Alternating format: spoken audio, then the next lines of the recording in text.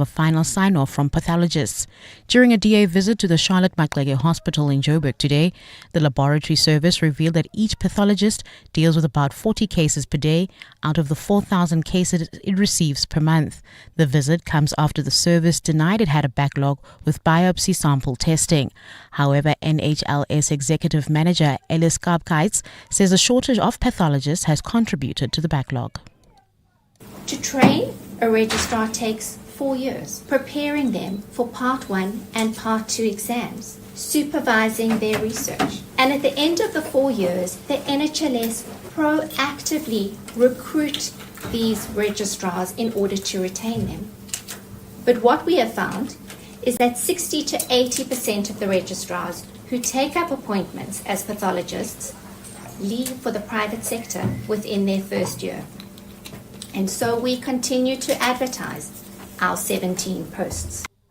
Gold is trading at $3,735.99 an ounce. The rand is $17.35 to the dollar, $23.43 to the pound, and $20.43 to the euro. Brent crude is $66.44 a barrel. In your sport, Proteas women suffer 6-wicket defeat to Pakistan in the third ODI. Usman Dembele tipped to win the Ballon d'Or tonight. And Christian Horner leaves Red Bull after reported £80 million payoff. Partly cloudy skies are in store for Gauteng tomorrow, along with isolated showers and thundershowers expected. Joburg will drop to overnight lows of 11, peaking at highs of 30 degrees. Pretoria is at 14 and 32, Vereeniging 12 and 31. Cape Town can anticipate a 30% chance of rain, with a fresh south-southeasterly breeze at a low of 11 and a high of 18. The top story in EWN at this hour: National Police Commissioner Fani Masemola has had holes poked in his testimony as his contradictory statements left members of the Madlanga Commission baffled. EWN, in touch, in tune, and independent. For the latest, visit ewn.co.za or download the EWN app. EWN Traffic. Well, at this stage in the Centurion area, heading towards Waterkloof, we still have about a 30-minute delay. This is on the N1 southbound between John Foster all the way to Linwood Road. This is due to an earlier accident. We still have bumper-to-bumper traffic in Irene. This is approaching the intersection of Nelmay Pierce and Main Road. Also, if you're heading towards Midrand, leaving Alexandra, there's that accident scene on the N3 northbound before the between interchange, still causing heavy delays all the way from Morafontein Road. And in the Protea Lane area, there's slow-moving traffic. This is on the R559. This is opposite GOG Gardens, while in the Mother City, slow-moving traffic N2 outbound approaching airport approach. If you come across any other traffic issues, please WhatsApp us on 072-7021-702. There's more EWN on air, online, and on the EWN app. And now, The Money Show With Stephen Grootes on 702. Let's walk the talk. The Money Show with Stephen Grootes is brought to you by ABSA CIB, banking on local growth with Club Med South Africa to bring the first resort of its kind to the country. Good evening, welcome to the program. I'm Stephen Grootes. Good to be back with you, actually, after a short break. My thanks to Mateo Garipe for standing in as always. Always good to hear Mateo on the radio. You hear him in the mornings, of course, as well with the business bulletins, and you'll hear him again in the near future. Plenty coming up today, and strangely, while there wasn't a lot of corporate news, there's sort of a lot going on. Another, yet again, record price for gold. Some things haven't changed no matter how long I stay away. Fascinated by the big announcement around Canal Plus and MultiChoice. Finally, Canal Plus have operational control. You'll hear from the CEO at Canal Plus in just a couple of moments. And obviously lots to come around local content, around the future of MultiChoice, and in a way, the future of streaming as well. There was another big warning today about microfinancing. In other words, you go to someone, you borrow a little bit of money, and you pay it back over time. That's the sort of idea of it. The group that basically represents registered microfinance institutions actually quite concerned in some ways about how this is all panning out. And we talk about the risks of online gambling all the time. But the big danger that's being pointed to, and this is something that happens here and in many other places, is that I can go and borrow money from one microfinance organization and then another and another and another to buy clothes or furniture or something. And no one actually knows how much I earn. How much I owe is what I'm trying to say. And that then leads to all sorts of trouble when I can't pay it back. I was wondering if you might know, might have happened to you, might happen to someone you know, who just got so deep in debt to microfinance institutions they weren't able to get out of it. And there's a reason why so many of the organizations that consolidate debt are doing so well. But I'd really like to hear your story. I know you'll have one. You'll know someone who was in this position. And please, someone who is also able to get out of it. Would be good to hear that story on 011 883 0702 and 021 446 0567. A lot of people again talking about the state of Joburg. Helen Zille confirmed over the weekend as the DA's candidate to be the mayor of Joburg in the local elections, which are still currently due to be held next year, could perhaps be held in January 2027. We'll have to see how that pans out. But what I still don't see from the current people, the current ANC-led coalition in Joburg, is a way of fixing the situation in Joburg. That's what I don't see. There is still, I had to go and check that this hadn't happened while I was away, but there is still, as far as I can see, no transport member of the mayoral committee in Joburg. In other words, there is still no one in charge of fixing potholes in the city. And yes, someone will say, well, some of the roads are provincial and some are national. I'm really not interested. There is no one in Joburg who is in charge of fixing potholes. And until there is such a person, I can't really get a sense that things are going to change. And this is why I think there's quite a lot of political heat around Helen Zille's decision and the decision by the DA to put her forward as their mayoral candidate. Certainly going to make the local elections next year very, very interesting. Good to hear from you tonight, your views on that and other issues. 011 883 0702 021 446 0567, and of course voice notes tonight please on 072 702 1702. 702. 702. Stephen is on the Money Show. 6 to 8 p.m. Confirmation today that the French-based company Canal Plus now has operational control of MultiChoice. In other words, the takeover bid has become unconditional. There'll be a new CEO at MultiChoice. Calvelo Mawela is no longer in charge there. He's going to be the chair of Canal Plus's Africa operations, and David Mignot becomes the new CEO at MultiChoice. The CEO at Canal Plus, the new owners of MultiChoice, is Maxime Sida, and he's on the line for you now. Maxime, good evening. I really do appreciate the time. I know you're not on the ground for too long and you've got a lot going on. MultiChoice is under pressure from many directions. On the face of it, it's losing subscribers. What are you looking for from MultiChoice? What are you going to do with it? Well, MultiChoice has faced significant headwinds, macroeconomic headwinds, energy crisis in a number of countries, inflation, devaluation in other countries, and it's done a very good job of establishing itself as the clear television, audiovisual leader, media leader in continental Africa. So we're very thankful and appreciative of what has been done.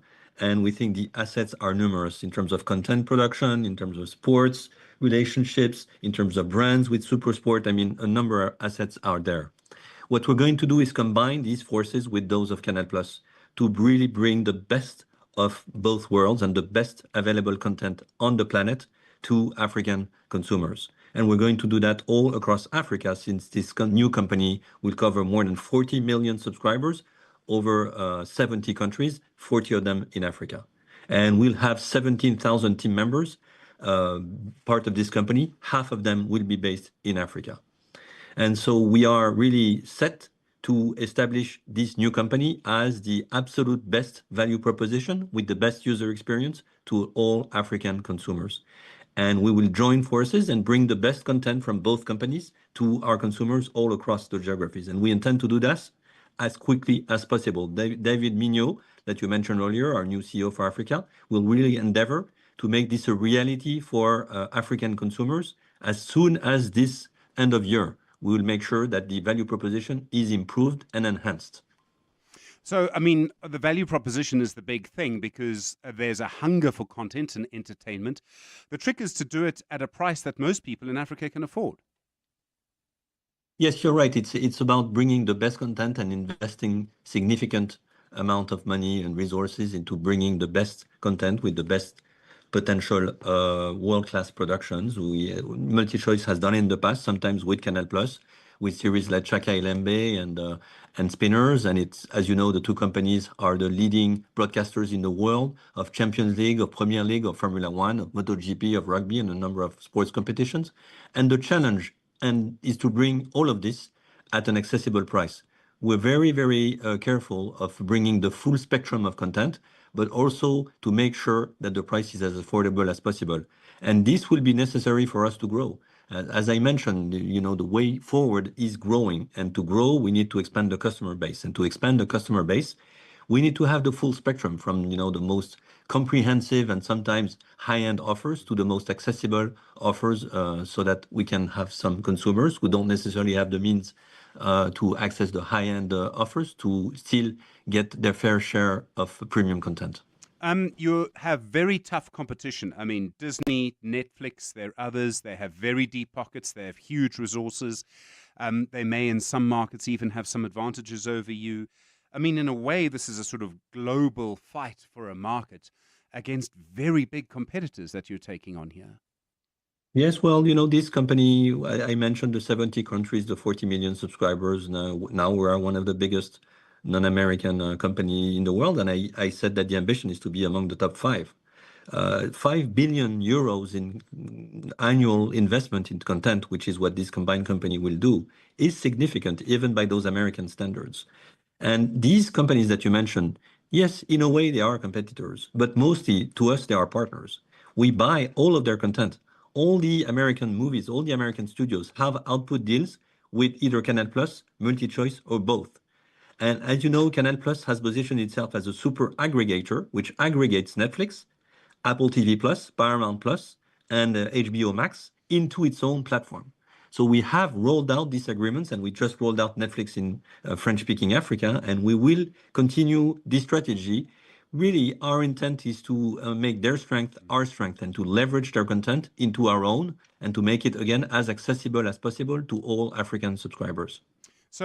Also want to highlight one big difference. We will invest in local content with local producers all across Africa, in movies, in series, documentaries, animation.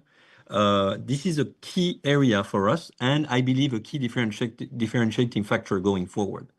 There will be some content produced with world-class standards, but with an African voice, with a European voice, with a voice that is different than the one that is brought forward by Americans. We love their content, but they do things differently than we intend to do in the future. I mean, there'll be a lot of people in our TV production, our film production industry that are very happy to hear you say that. What's going to happen with Showmax? Showmax was supposed to be the way in which MultiChoice was going to sort of try and compete in the rest of the world. And yet, as I understand it, it's not making money yet. Are you going to keep Showmax running? It's a little early to answer that question. We have made no due diligence, and we will now start the detailed due diligence of the company. We have no knowledge of the contract, the structure, the commercial success, the cost and the investments of Showmax. So we will need to assess that as we go forward. It's a little early to answer that question. I'm sorry. No, I understand, and thank you for the honesty. For a lot of South African customers, they're going to want to know what's going to change on MultiChoice by, say, in the next year. So let's say by July next year or so. You talk about making changes quickly, about enhancing, about improving the content offering, about cost and all the rest. Are we going to see those kind of changes on the MultiChoice platform that soon? Yeah, we want to move fast. We believe this will only become a reality when it becomes a reality for consumers. And of course, we intend to enhance the offer and really to bring more content to our customers all across geographies. And we know how to do that because these companies together, Canal Plus and MultiChoice, produce more than 10,000 hours of local content. Some of it is not available from Canal Plus on the MultiChoice countries, and some of it from MultiChoice is not available today on the Canal Plus areas. So just by making this content available will bring significant benefit to the consumers of all countries. I presume this is all really going to be streaming content. That would be the way forward. That does mean, though, in Africa, not everyone has access to data in the way that people do in Europe. Are you going to be looking at deals that might include, say, to subscribers, there'll be a data deal in there to make sure they can actually access your content? I mean, sure, there are millions of satellite dishes across Africa, but I don't know how much growth is left in that business. Well, satellite is very dear to us because you mentioned access earlier, and satellite is really the only technology that enables an operator such as ourselves to reach all population. And broadband and digital is important because it brings new services, but it cannot reach what satellite can reach. So the way we see this thing is by combining both, really. Having a hybrid model where we bring DTH satellite with the best, as you know, video and audio quality of content. And when the consumer has the opportunity to access digital services, then these digital services are made available to him for free. So they come alongside, and he has a choice of the technology he uses and the services he uses. And that's the way we see things going forward, really relying on both. There are 3 South African news channels on MultiChoice right now. You now are the effective sort of owner of the platform. I presume you're going to allow them to continue with their own editorial policies. You're not going to interfere with the way in which they produce and broadcast South African news on the MultiChoice platform. Yeah, you presume correctly. We have been in Africa for more than 3 decades as Canal Plus, and we have never done any news channel or show in those 3 decades. We do not see the point of us being involved in any news. This is not our business. Our business is really bringing entertainment to people and sports, of course. So we have made a commitment during the process in South Africa that Canal Plus will not be part of the news operations. We, as you know, have created a company called License Co. This company holds the MultiChoice license in South Africa, and this company, in which we have a minority stake and a minority voting power, so we don't control this company, will be in charge of the news and the news channels. But we have also committed that these news channels will continue going forward. So all of the current news channels available on the platform will continue to be available on the platform. Maxime Sidat, the CEO at Canal Plus, I really appreciate the time on The Money Show. Thank you. The Money Show with Stephen Grootes. Well, listening to that, Duncan McLeod, the founder and editor at techcentral.co.za. Duncan, good evening. Quite a sort of bullish case being put forward there by Maxime Sidat. And clearly, though, there is a lot that they need to do, and they want to do it quite quickly. Yes, interesting interview. They've got a lot on their plate. They're bullish about the African opportunity, but I think we should also be aware of the fact that MultiChoice has been going in the wrong direction for a couple of years now. They've been losing customers, particularly at the high end, as the market has become more competitive, but also as the market has become more price sensitive, as the economy has been treading waterfall for a number of years now. Consumers have been switching out, particularly I think people who aren't sports fans have been switching away from MultiChoice's premium bouquets and choosing streaming alternatives instead, as fiber has proliferated across South Africa's cities and towns. The likes of Netflix and Disney and Amazon Prime Video, there's a lot of them, a lot of choice out there which didn't exist 10 years ago. And consumers are voting with their feet, and we're seeing that in the MultiChoice and the DSTV numbers. So it's going to be interesting to see what they do, but they've promised a full strategic update by early next year. We know that MultiChoice has already been working on a revamp of DSTV in the way they package their bouquets and talking about potentially more flexible pricing and different bundle options and all that sort of thing. They've also said that they need to compete more effectively for the youth audience against the likes of YouTube and TikTok. We know that kids today get their entertainment on their smartphones, not from big screen TVs. So there's a lot of shifts happening in the market, and I think the new management team in South Africa, the new management team looking after MultiChoice, has got its work cut out for it in reversing the decline we've seen in recent years. I mean, some of it's quite complicated. You want to get more people. You want to make sure that people who are with you stay. And yet to do that, you're probably going to need to charge them less at the same time as you're trying to scale up to take on the sort of big American companies. Exactly, and I think they're going to have to become a lot more nimble in the way they approach the market. Certainly their traditional customer base, and there will be a large subset of their customers, are still quite content with the offering as it stands. They've got a dish on their roof and a decoder, and they watch the rugby on the weekends and enjoy the entertainment offerings that MultiChoice and DSTV offer. But the market is shifting, particularly amongst younger audiences, and I think what we're seeing the market move to is more sort of an on-demand type of model, where people sit down in front of the TV or hop onto their tablet or computer or smartphone, and they watch what they want. They're not so much interested in this idea of linear television anymore, that, you will watch the news at 8 p.m., for example. People want to increasingly just want to watch entertainment that they want to watch at a time convenient to them. So the market is very much shifting, and at the same time, I think that consumers are becoming a lot more fickle, and they're jumping in and out of packages. I personally know lots of friends who subscribe to Netflix or Apple TV Plus for a couple of months, watch there, and then they switch over to another platform and consume content there. And I think DSTV is going to have to become, or MultiChoice is going to have to become a lot more nimble in the way it approaches the market, offering weekly packages, for example, that allow consumers to come in when they want to. I think they can probably learn a lot from the mobile industry, where the prepaid space in particular, where people buy data when it's convenient to them and use that data.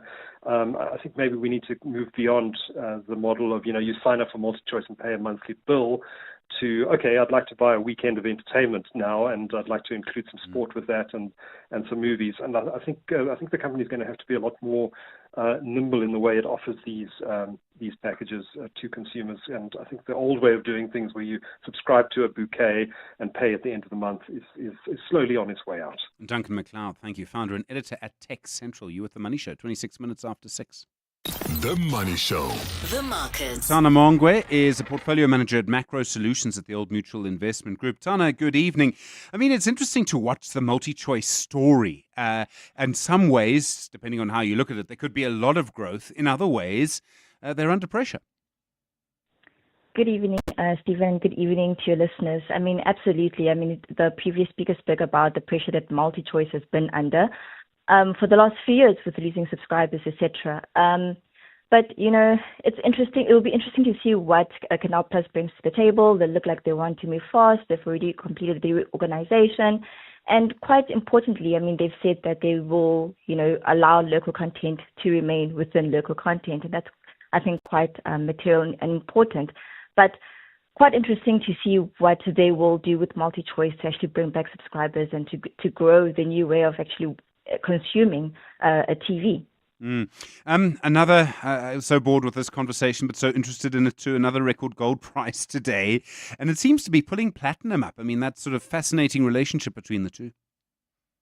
Yep, gold continues to just keep touching the record highs. And I mean, last week we saw with the US Fed once again reducing interest rates and flagging that we might have more interest rate cuts coming into the rest of the year. That just caused more uncertainty, more macroeconomic uncertainty in terms of, the weakness of the American market and overall geopolitical risks. And that is what gold needs. But yes, it's been pulling up the platinum price because we've been seeing a substitution away, especially in the jewelry market, from the very high gold price to a smaller but still stronger platinum market. For platinum, I suppose we're seeing a more structurally positive market going into the end of the decade, just given by the deficits outside of just the jewelry market, but more in the auto vehicle space, given the penetration of BEVs, or rather the slower penetration of BEVs. So more structural, and see a clearer pathway within the platinum and PGM group metals. But yes, gold keeps knocking those record highs. And then cement is fascinating at the moment. PPC had an operational update today. They're sort of halfway through a kind of, I think they call their strategy, Awakening the Sleeping Giant. They do seem to be making some progress in that recovery. Absolutely. I mean, it's just a 4-month update, but it is showing, execution. Well, evidence of execution from their strategy. And it's a company that has been under pressure, with the industry being in overcapacity. Within South Africa anyway, not having those import tariffs for cement imports. But you're seeing in the other geographies like Zimbabwe, where volumes are growing quite strongly on the introduction of import tariffs, particularly in that industry. And just sort of self-help options that the company is exploring in terms of, selling non-core assets, driving efficiencies, reducing costs to drive profitability and improve margins, which speaks to the turnaround plan. And I think we're going to start seeing, it's early days, but we're going to start seeing the fruits of this toward the end of the decade. Tana Mongwe, thanks very much indeed. Really appreciate it. Portfolio Manager at Macro Solutions at the Old Mutual Investment Group. You're with The Money Show, just gone 6:30. Time for the latest eyewitness news. And Gisa, good evening. These employment equity targets, yet another legal challenge. Well, Stephen, the employment equity sector targets, which came into effect on the 1st of this month, are facing yet another legal challenge. Business Unity South Africa has today launched a case in the Johannesburg Labour Court, arguing that the determination of the employment equity targets has been rushed and the process has been irregular. Last month, the Gauteng High Court dismissed an application from the National Employees Association of South Africa and Sagaliga to stop the implementation of the targets. In May, the DA also challenged the quotas, arguing they would destroy jobs and violate constitutional rights. Lindsay Datelinger has more. Busa says while it's not opposed to the Employment Equity Amendment Act under which the targets are set, nor the principle of setting targets, it wants the court to set them aside to allow for proper consultation and for evidence-based determinations to be made. Under the Employment Equity Amendment Act, the Labour Minister is given powers to set numerical targets for designated groups in 18 sectors. But Busa CEO Kulekani Mate has cautioned that compliance may be both impractical and unenforceable. Our concern lies with the manner in which these targets have been developed and imposed. Our concerns are simple. Employers from vital sectors were given almost no time to respond, no clear methodology was shared, no sector-specific analysis was done. Mate says the targets don't align with existing BBBEE quotas and a one-size-fits-all approach cannot be adopted across different industries and sectors. Lindsay Dentlinger, Eyewitness News. The case against 4 policemen linked to a multi-million rand jewelry heist in Cape Town has been moved to the Wynberg Regional Court. Jacobus Groenewald, Bradley Minnar, Ntutuzeli Mafanya and Batanda Soldati made a brief appearance at the Wynberg Magistrate Court today.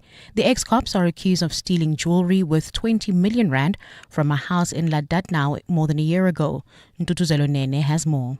Jacobus Groenewald, Bradley Minnar, Mthutuzeli Mafanya and Batando Soldati were fired from the police service earlier this year for their alleged involvement in the house robbery in Landatna. The court has amended some of their bail conditions to allow them to look for work. Prosecutors have requested the transcripts of the bail applications of all the accused to be made available for trial preparations. However, Groenewald's lawyers are against this, arguing that the magistrate who presided over the bail application did not thoroughly explain to the accused what his rights are. All the accused testified and dealt with the merits of the case during their bail applications. Ndotuzelo Nene, Eyewitness News. Joburg Metro Police is warning the public of a fraudulent recruitment scam, falsely inviting applicants to a last chance physical assessment at the Reimsig Athletic Stadium in Roodepoort. The scam, which has been widely circulated on social media platform WhatsApp by an individual claiming to be T. Duguza, requesting applicants to pay a fee to bypass certain stages of the recruitment process. JMPD spokesperson Kolani Fihla. The options presented in the message include a second chance option where you pay 2,500 Rand for another attempt at the wall jump assessment, and a priority option where you pay 5,000 Rand to proceed directly to the psychological test stage, and thirdly, an advanced selection option where you pay 7,000 Rand to proceed directly to the interview stage. Fihla is urging the public to remain vigilant and not fall victim to the scam, saying the department does not charge any fees for recruitment, assessments or any part of an application process.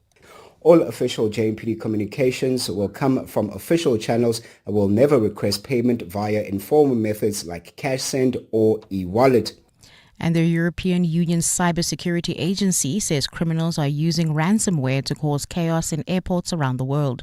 Several of Europe's busiest airports have spent the past few days trying to restore normal operations after Friday's cyber attack disrupted their automatic check-in and boarding software.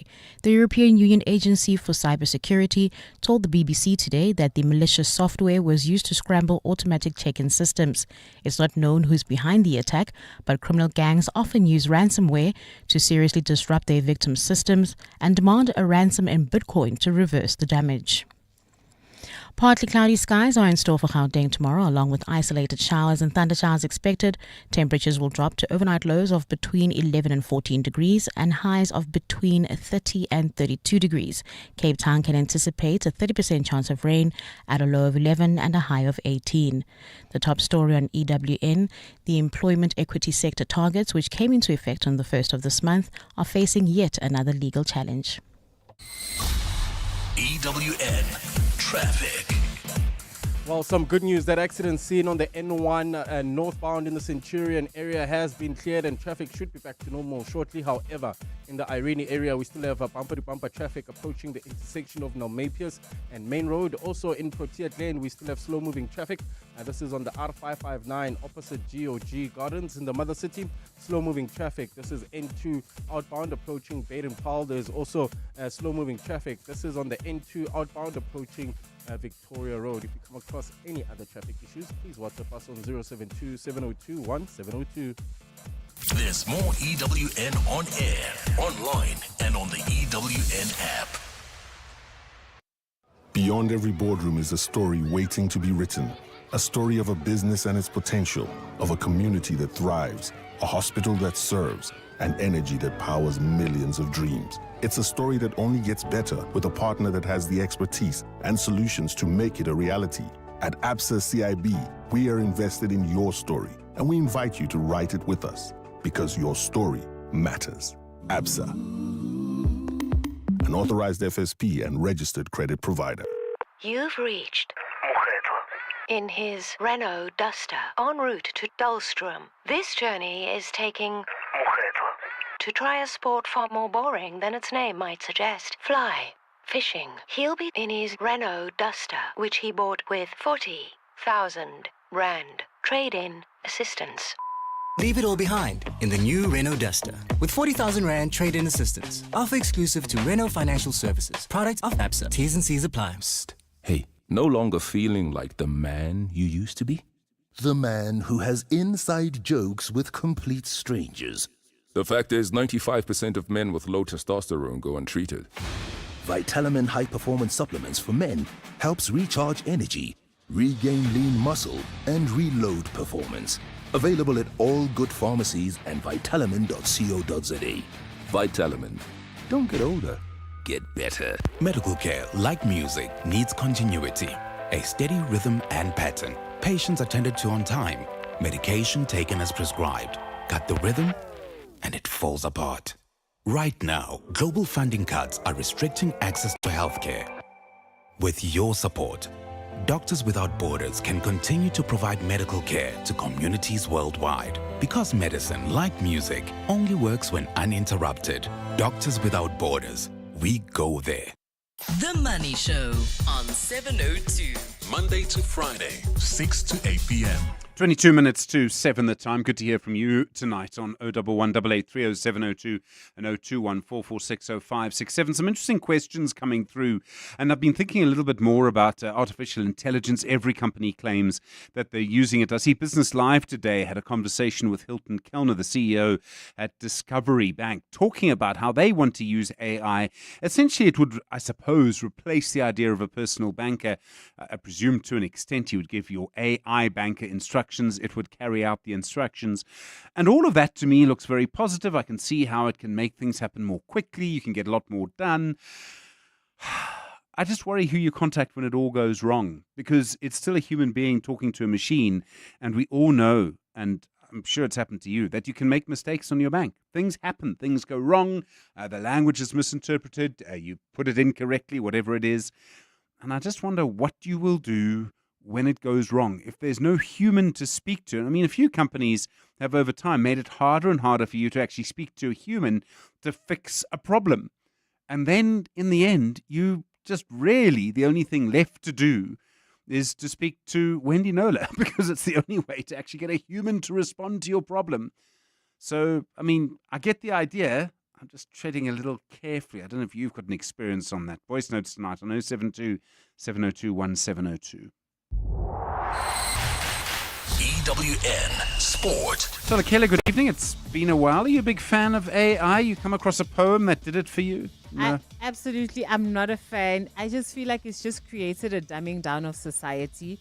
And Yes. also, it's taken away from an understanding of, because a lot of those AI bots pick up only specific words in order to understand your problem. And sometimes I just don't have the vocabulary to really explain what I'm going through. But if I speak to a human, they can help me with that. But there you are, like stuck for 10 minutes just trying to be like, I don't remember my password. What do I do from here? Yes. There's a lot about language and communications that's not about what you're saying. It's about how it's being heard. It's so interesting. Proteas women. Well, Stephen, we start in Lahore, where South Africa lost their third ODI against Pakistan by 6 wickets, but they still won the series 2-1. Earlier, Captain Lara Valpad had top scored with 28 as the Proteas women were bowled out for just 115. That's in the 26th over. Next up for the team is a World Cup warm-up against Bangladesh on Thursday. For the men, wicketkeeper Quinton de Kock has reversed his retirement from ODIs and has been recalled for the short ball series against Pakistan that starts next month.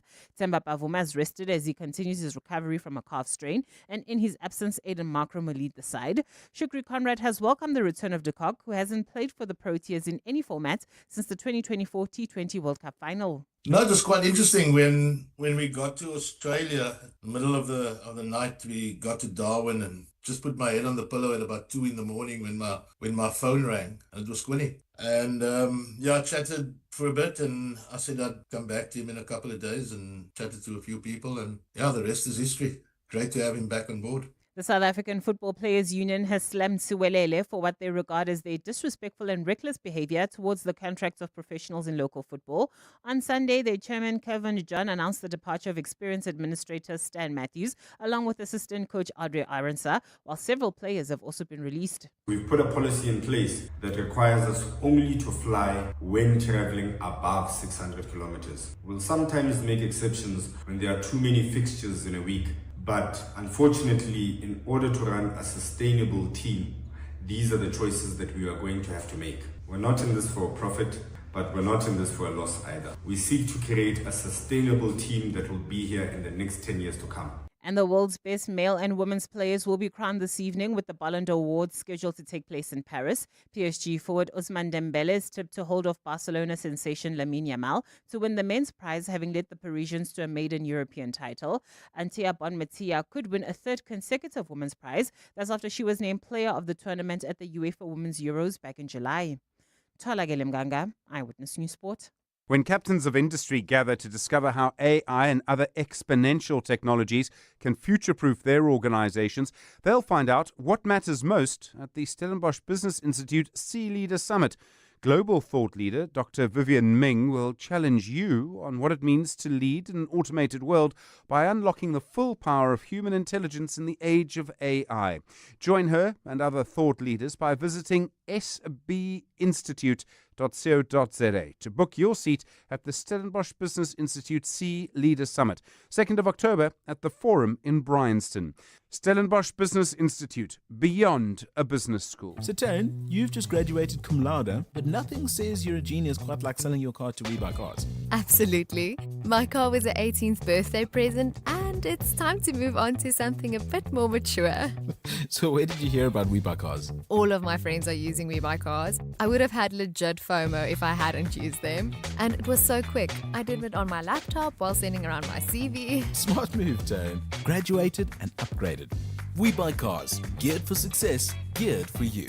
Small businesses are anything but small. They're the backbone of our communities. The dreamers, the doers, the ones who keep Mzansi moving forward. That's why 702 and Capitec Business Banking are putting them in the spotlight. Every Thursday between 6 and 8 p.m. Catch Small Business Focus with Capitec, where we showcase the hustle, heart, and the secrets to thriving in today's economy. Your vision matters, and with Capitec, you're never building it alone. Small Business Focus with Capitec, the business bank for everyone.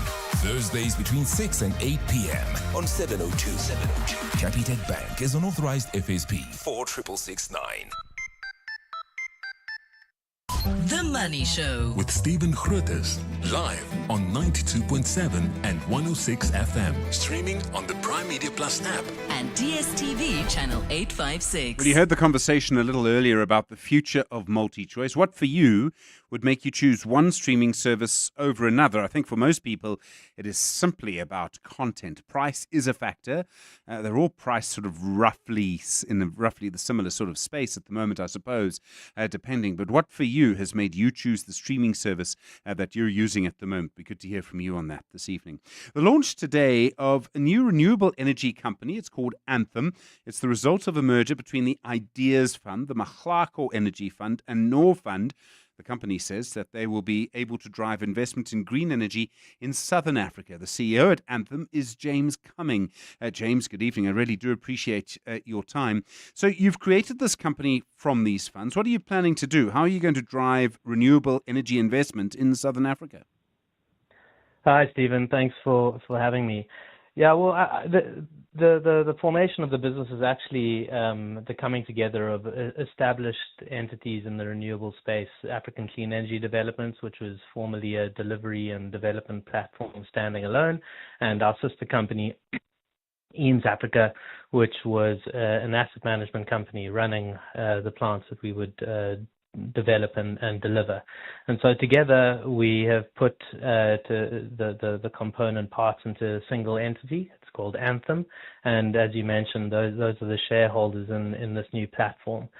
So we have a live project portfolio of about 2.7 gigawatts of projects. 1.1 gigawatts of those are already operational, a mix of wind and solar, mostly in the renewables program, REAP, selling to Eskom, but of late we've been developing projects and selling into the private market.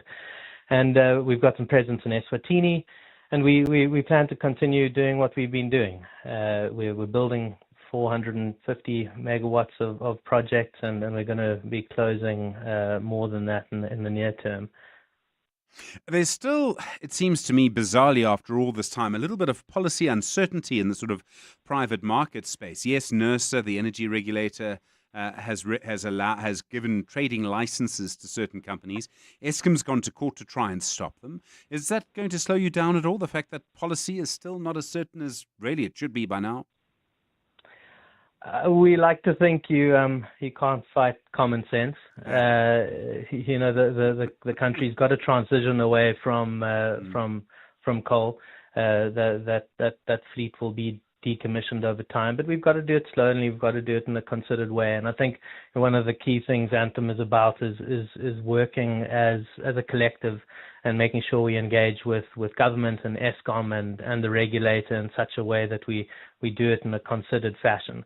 So yes, those are hindrances at the moment, but we think reasonableness will prevail, and we'll be able to continue growing in the private sector alongside Eskom's decommissioning and indeed their own growth plans in the renewable space. I think the advent of the wholesale market, which is due to open up next year, will be a real step forward in kind of leveling that playing field and all of us being able to compete on a level footing. So, I mean, I completely agree with you over the longer term. I was interested to see, and there have been several points of data about this, that while there was sort of stage 6 load shedding, companies and homes invested everything they could in solar renewable energy. Then a lot of that investment fell away or dropped off the moment load shedding stopped. In the shorter term, do you still see the market? And I imagine, James, you're about to tell me how expensive Eskom power actually is. I mean, look, these things just have to happen because we've got to keep the country growing, and power plants, no matter what the technology, have a particular lifespan. I think a lot of the investment into rooftop solar, was quite reactionary, but it's still necessary, and it's a segment that we think still needs to grow. So it's a matter of time and a matter of transition, and we're in the beginning stages of that transition. And it's not renewables only, but it's renewables alongside other technologies to ensure we can just all keep moving together. The real issue, I think, is going to be cost. And so if availability starts to fall away, at least for lots of companies and in suburban areas, there's still load reduction, of course. But Eskom electricity is very expensive and is only going to get more so. The plants that you invest in, how do they compete on cost? Are they significantly cheaper than Eskom at this point?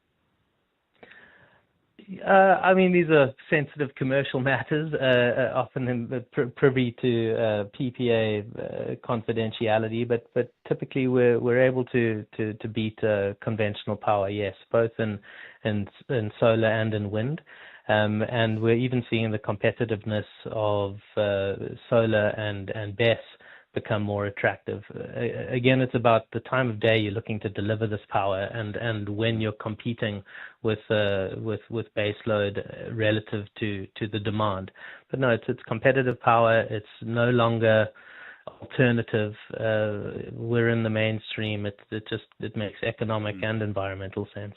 There are places in the world that politically are very much against renewable power and yet are investing in it at a huge rate. I mean, Texas is the first one that comes to mind, but there are other places like that. The economic case, it seems to me, is that renewable energy is probably only going to get cheaper over the longer term, and you obviously want to be a big part of that wave. Yeah, I think so. I mean, there's obviously certain limitations. We can't produce it for free, but the growth in the technology and the pace of change has been radical, both in terms of the scale of the turbines we're building today relative to the turbines we were building when we started out back in 2010, 2012. They've tripled in scale. Similarly, PV modules have too. So it's a case of technological advancement, efficiency on the production line, and then also efficiency in the conversion of power, on site. So it's been incredible to see.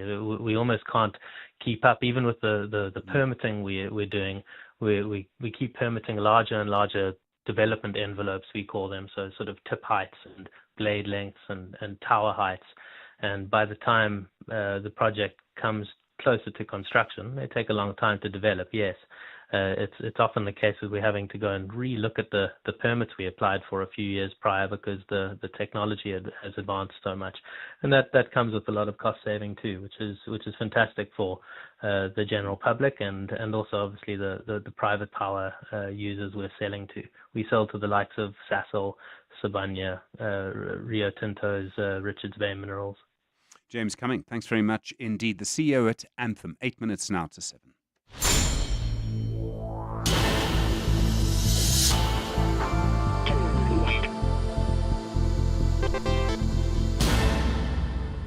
When captains of industry gather to discover how AI and other exponential technologies can future-proof their organizations, they'll find out what matters most at the Stellenbosch Business Institute C-Leader Summit. Global thought leader Dr. Vivian Ming will challenge you on what it means to lead an automated world by unlocking the full power of human intelligence in the age of AI. Join her and other thought leaders by visiting sbinstitute.co.za to book your seat at the Stellenbosch Business Institute C-Leader Summit, 2nd of October at the Forum in Bryanston. Stellenbosch Business Institute, beyond a business school. This is Jade. She'll spend hours comparing almond milk and once made a spreadsheet just for sneakers. But when she found Santam, SA's leading short-term insurer that offers a range of cover options, from vehicle to building and home contents, even she didn't overthink it. The kind of freedom Santam gives you takes some getting used to. Speak to your broker. Santam, this is freedom. Santam is an authorized FSP, a licensed non-life insurer and controlling company for its group companies. All cars are designed to move. A Mazda is crafted to move you. Every line, every detail, form in motion, beauty with purpose. So that when you drive, you connect. Car and driver become one. One rhythm. Builds, holds, breaks free. The feeling will find you. Mazda. Wonder awaits. The Money Show, Stephen Grootes, is brought to you by ABSA CIB, banking on local growth with Club Med South Africa to bring the first resort of its kind to the country. 6 minutes to 7 the time. Well, I'll be interested in your view on this. We've seen challenge after challenge against the new employment equity targets that have been brought in by the Employment and Labour Minister, Nomakosazana Meth. Now, Business Unity South Africa joining these groups. The targets came into force 3 weeks ago. Earlier today, on 702 Drive, John Perlman spoke to the CEO at BUSA, Khulekane Mate, who explained the basis of their challenge. Our challenge is not to the principle of transformation itself. Yes. We actually support transformation. What we're asking the court here is to help us resolve the issue of how the sectoral numerical targets were developed and finally implemented. We set out in our papers the fact that there was limited consultation time given to employers, in some instances less than a week. There was insufficient information provided, insufficient analysis of whether these targets were actually achievable from sector to sector. Well, that was Khulekane Mate speaking on 702 Drive with John Perlman earlier. Galubwe Modisapuri is a Labour law analyst, joins us now. Galubwe, good evening. I really do appreciate the time. From what I can see, much of the challenge is about technical issues, the way in which the regulations were passed. Is there a strong case to strike down these regulations? The challenges so far, Stephen, and good evening to your listeners as well and to you.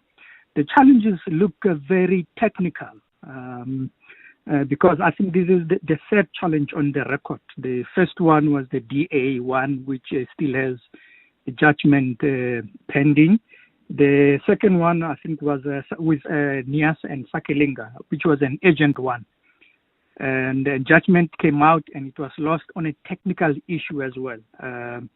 But it seems the BUSA is approaching this on a slightly different angle. I haven't yet seen the papers they have before court, but it would seem that the challenge is slightly different. The question, though, might be whether it's the horse has not already bolted, which was one of, I think, the reasoning that came out in the Niasa court judgment. Quite interesting times indeed.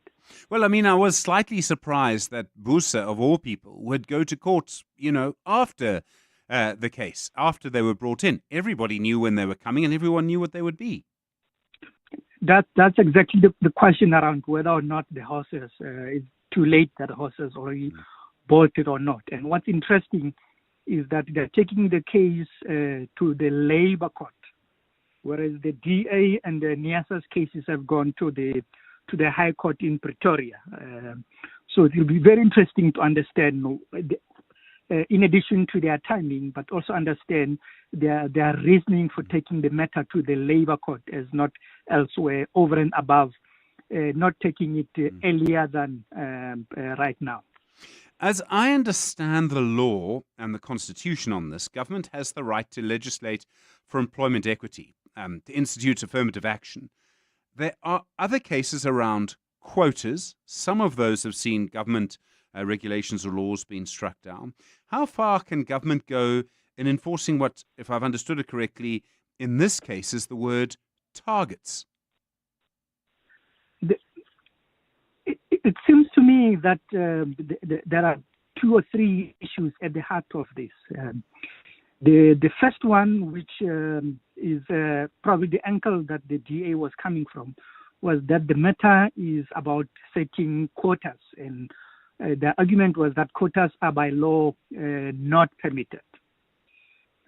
So that's the first angle. I think the second angle is around which is part of what BUSA seems to be raising in this instance, is that the targets themselves don't seem to be realistic, but more importantly, for the purpose of fairness, both procedural and substantive, is that the argument seems to be that there has not been sufficient consultation with the stakeholders, and where there was some consultation, even a superficial one, many of the points raised in, and they mentioned that specific points, were not taken into consideration by the minister.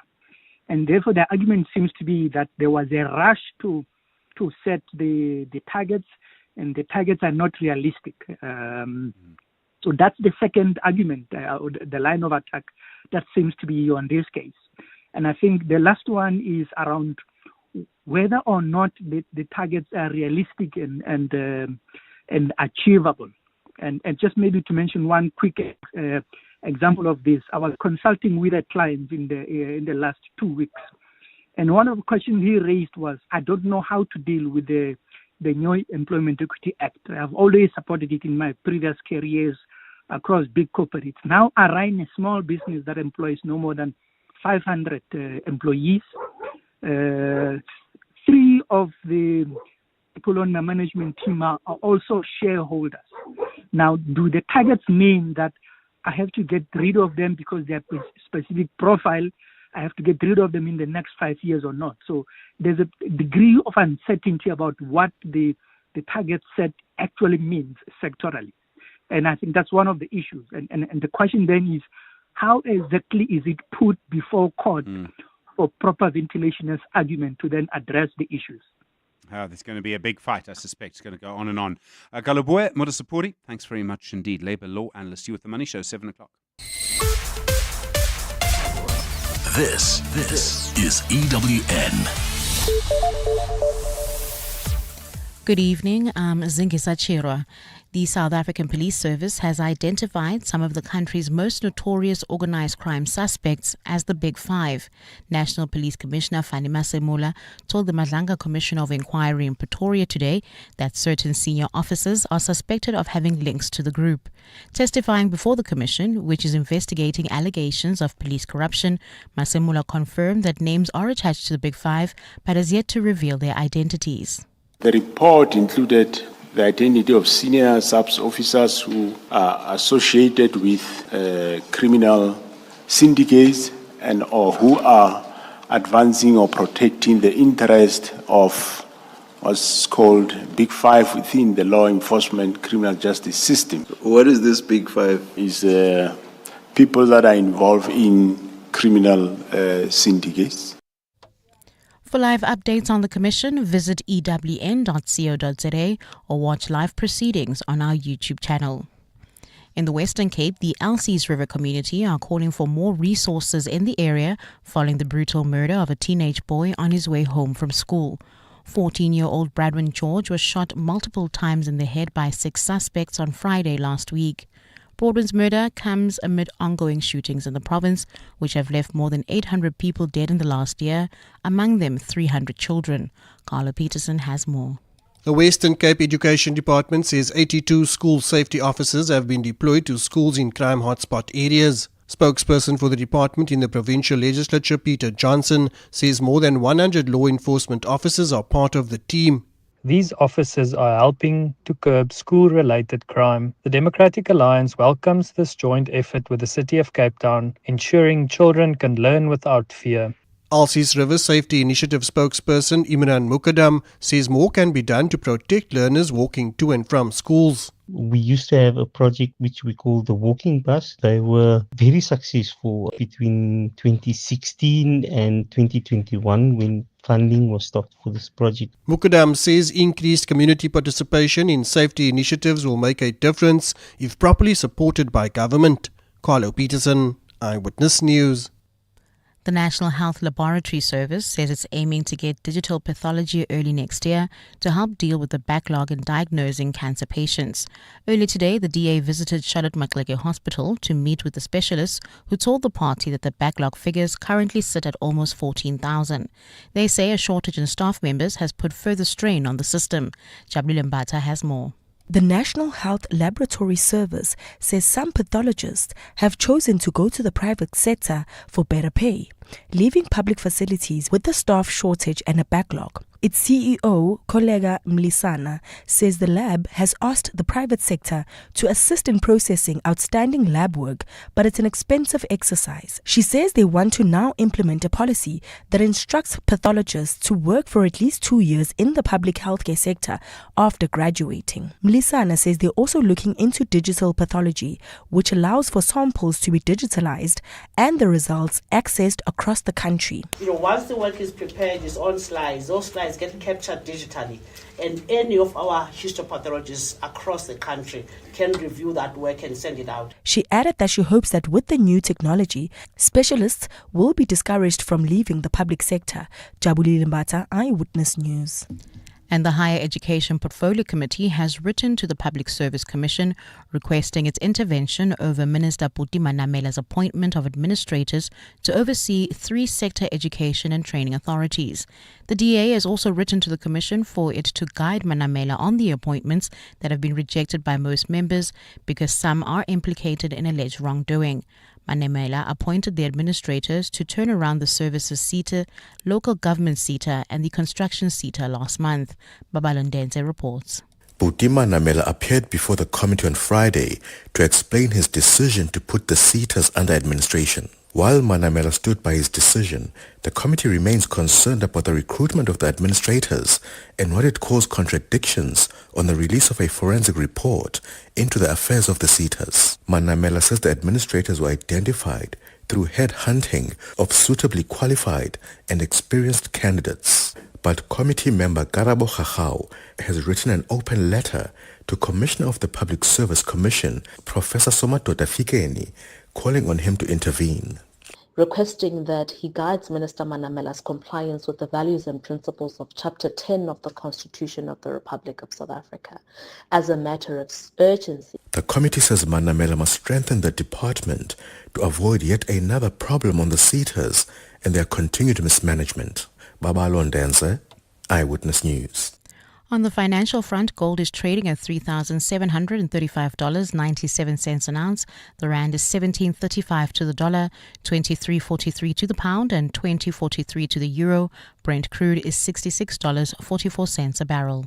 Protea Glen, Soweto, we still have slow-moving traffic. This is on the R559 opposite GOG Gardens, while in the Mother City, slow-moving traffic on the N2 approaching Baden Powell. Also, traffic a bit sluggish on the N2 outbound heading towards Airport Approach Road. Partly cloudy skies are in store for Gauteng tomorrow, along with isolated showers and thunder showers expected. Joburg will drop to overnight lows of 11, peaking at highs of 30 degrees. Pretoria is at 14 and 32, Vereeniging 12 and 31. Cape Town can anticipate a 30% chance of rain with a fresh south-southeasterly breeze at a low of 11 and a high of 18. The top story in EWN this hour: the South African Police Service has identified some of the country's most notorious organized crime suspects as the Big Five. EWN, in touch, in tune, and independent. For the latest, visit ewn.co.za or download the EWN app. And now, The Money Show with Stephen Grootes on 702. Let's walk the talk. The Money Show with Stephen Grootes is brought to you by ABSA CIB, banking on local growth with Club Med South Africa to bring the first resort of its kind to the country. Good evening. I'm Stephen Grootes. Plenty to come. We'll speak about microfinance and about the difficulties and dangers of debt. More and more, you just see so many arguments for it all over the place. It is very scary how easy it is to get into debt. You might well have a story about getting out of it. I'd really like to hear that. Jeff Wicks has done the most incredible journalism and he's finally put it all together about what happened around Tembisa Hospital, the killing of Babita Deokaran, and all of the people involved. Some of them are still in the news right now. Think of Kat Matlala and others. The book is The Shadow State. We'll hear from him about the book in a few minutes. Looking forward to that conversation. And How I Make My Money, Neil Andrews, the SuperSport broadcaster and anchor, someone who, and I wonder, and I'll ask him, how important timing was to his career. He sort of started as we were coming back into international sport and the business grew and all of those things happened and he was able to grow his career with it. Really looking forward to speaking to Neil Andrews. Very passionate man, very interesting person. And we've spoken to him once or twice on The Money Show. Really looking forward to that conversation in about 20 minutes' time. 8 minutes after 7. 702. 702. Stephen is on X. At Stephen Grootes. More figures out today about how you're feeling about the economy. This was business confidence in the retail and wholesale sectors conducted by the Bureau of Economic Research, and suggesting that it is still that basically confidence in those two sectors, retail and wholesale sector, are still well below the long-term average. And I was reading, I think it was Dr. Stuart Theobald making the point sometime last week about the numbers sort of look up. The structural picture is changing and improving around the economy. Think electricity, think Transnet, etc. And yet, sentiment, how you feel, is just nowhere, as good as it should or could be. I think there's a lot of concern about the future policy. What is it going to be? When I was talking to our previous guest just a moment ago about the employment equity regulations, I was thinking, there might well be an organization that's just going to take them to court for as long as they can because they think the government is going to change and the regulations will fall away as a result. I mean, we're in that kind of era now, and as cynical as that might be one of the aims. The reason I make the point is that I think sentiment is low because it's uncertain. No one knows what is going to happen because of the political situation.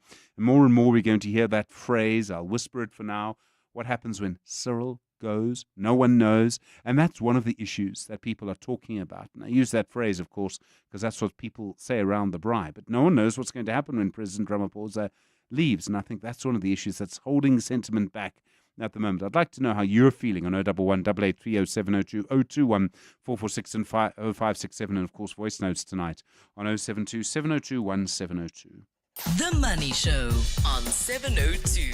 Monday to Friday, 6 to 8 p.m. Well, the organization Microfinance SA, it represents microfinance organizations that are registered.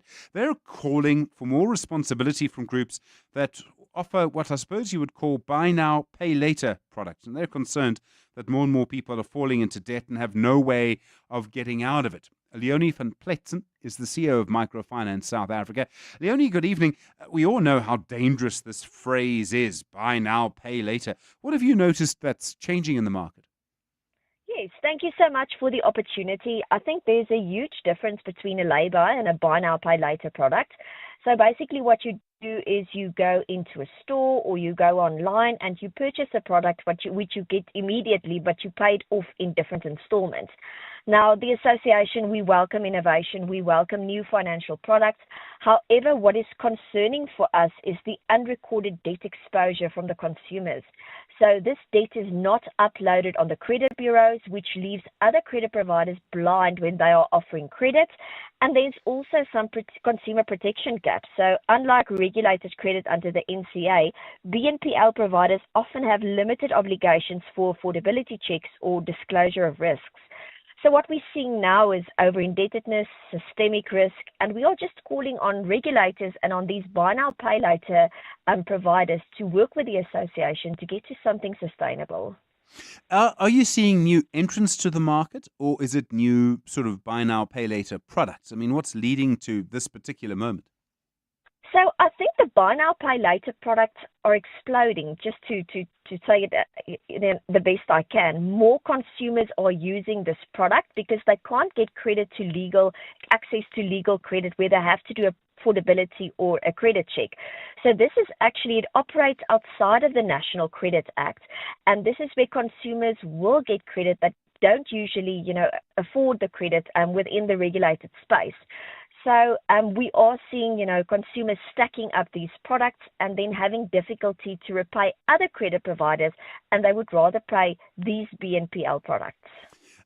So, I mean, the major problem is that, as you pointed out, there's no sort of central registry. So I can go and get a buy now, pay later product from this person, then that person, and someone else, and no one knows how much I owe, and then I simply can't get out of it. The only way really to get around that is some kind of central database, and that would be very complex. Yes, so I think It is not that complex. Submissions to the credit bureaus can be done. And I know these BNPL providers are speaking to the South African Credit Risk and Reporting Association to see how this can be uploaded. But we also feel a very much needed affordability is required to see is, can this person actually afford this line of credit? Because they would usually get declined from the formal market. So then they would go to these BNPL players that play in this grey market, and they would get access to this line of credit. There have been interventions from government in the past. There was the National Credit Act you referred to, and I remember that made major changes. Do we need more? I mean, is it a legislative fix? I hate trying to fix things using the law, Leonie, because I don't think it works necessarily. Is there something else that we need to do? So we are not calling for the restriction on innovation. So I think how we can, also assist these players and protect the consumer is through an industry code. Just to say, this is the areas where we want to protect the consumers. This is the areas where we want to sue credit bureau submissions and also affordability. I also don't believe in over-regulation. Maybe some changes to the National Credit Act should take place, but that's not going to happen overnight. So we are really asking for collaboration for these players because the association is talking to the National Credit Regulator, to the DTIC. Today we had a meeting with the FIC and we also have meetings with the FSCA on how this is affecting the consumer. Is this all changing very quickly? Are we seeing a lot more people getting themselves into trouble than we did, say, 5 or 10 years ago? Unfortunately, yes. There is a lot of the consumers, especially at the lower end of the market, which are getting themselves in a lot of trouble. And because there's no visibility on the bureaus, it's very difficult for other credit providers. So the registered credit providers are now getting, instances where the NCR is investigating them for reckless credit. However, they couldn't see these products when they were doing their affordability and their calculations. So much more exposure in this area. I think there's a need for this product. It can definitely work, but the visibility and the affordability is very important. What happens if we do nothing? The situation's going to get worse and worse. More and more people are going to get into serious trouble and feel quite desperate. Yeah, well, I don't even want to say it, but if we do nothing, there's going to be a major buy now, pay later credit bubble. And this thing is going to explode, and we will see consumers over-indebted and the regulated market even struggling more. So we don't want to over-regulate. We simply just want to protect the consumer and also make sure that other credit providers provide credit that the consumers can actually afford.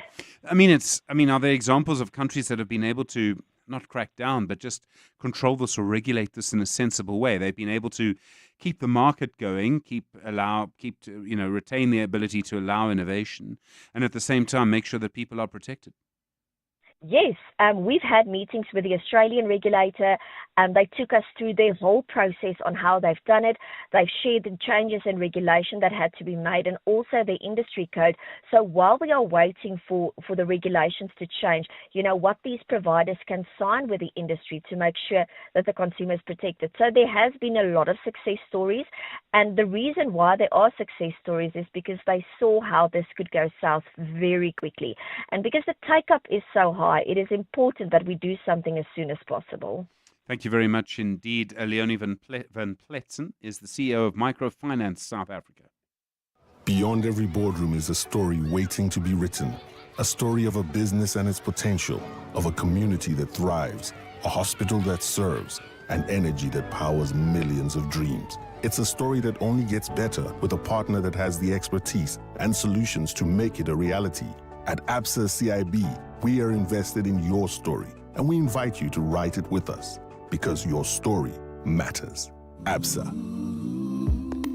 an authorized FSP and registered credit provider. One degree defines you as a master of business, the MBA. The life-changing Gibbs MBA empowers you to lead an organization or start your own business within the dynamic African context. Choose from 90 electives and 8 focus areas: general management, entrepreneurship, consulting, manufacturing, digital, humane leadership, healthcare, and climate leadership. For our next information session, go to gibbs.co.za/MBA. Gibbs is a Triple Crown internationally accredited business school in Ilovo, Sandton.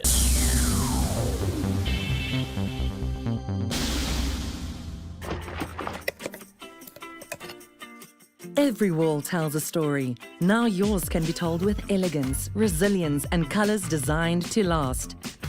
a creation rooted in heritage, perfected for today. The wait is over. The finest has arrived.